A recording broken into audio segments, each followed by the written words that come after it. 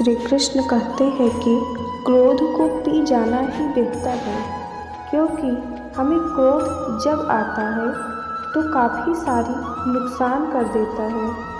गुस्सा हमें आता है, पर उस गुस्से को हम उतारते किसी और व्यक्ति पर हैं, जिससे दोनों के मध्य बुराई की भावना उत्पन्न होती है। इसलिए श्री कृष्ण ने क्रोध को बहुत ही खराब माना है और कहा है कि व्यक्ति को क्रोध नहीं करना चाहिए। उसको अगर किसी बात पर क्रोध आ भी रहा है तो उस बात को वह शांतिपूर्वक सुने, समझे और क्रोध न करे। क्रोध एकमात्र ऐसा जरिया नहीं है। क्रोध से कुछ भी हासिल नहीं होता है, ना ही कुछ सुधार होता है। क्रोध से सब कुछ बर्बाद ही होता है।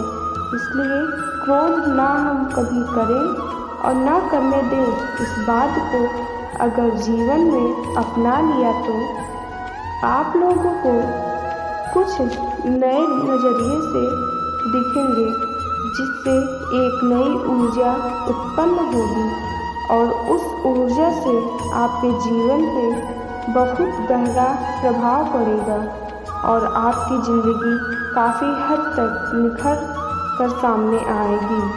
श्री कृष्ण ने कहा है कि हम व्यक्ति एक कठपुतली हैं, जो कि आते हैं इस दुनिया में और चले जाते हैं। उनके ना तो आने का समय निश्चित रहता है और ना ही जाने का समय निश्चित रहता है।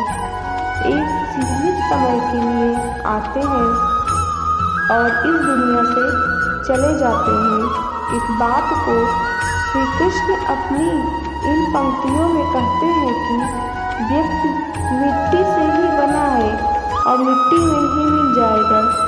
उसका अस्तित्व सिर्फ इतना है कि वह व्यक्ति लोभ लालच की भावना न करे, क्योंकि ना तो वह कुछ लेकर आता है और ना ही वह कुछ लेकर जाएगा। वह जिंदगी भर काम करता है और आपके दूसरों के लिए मरने के बाद वह दूसरों के लिए ही सब कुछ छोड़ जाता है।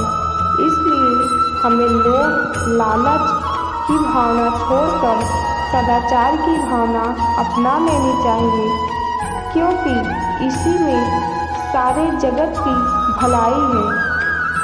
श्री कृष्ण कहते हैं कि व्यक्ति इस दुनिया में ना कुछ लेकर आया था और ना कुछ लेकर जाएगा।